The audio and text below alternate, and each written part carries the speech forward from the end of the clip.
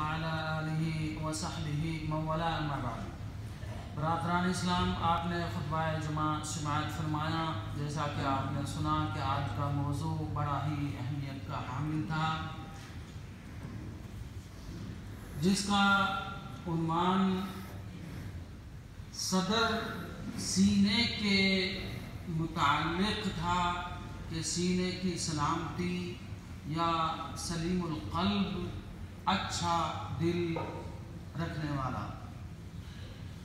شیخ نے جیسا کہ پہلی حدیث بیان کی، عبداللہ بن عمرو بن العاص رضی اللہ عنہ سے روایت ہے، کہتے ہیں کہ نبی صلی اللہ علیہ وسلم سے پوچھا گیا، یا رسول اللہ، سب سے اچھا انسان کون ہے؟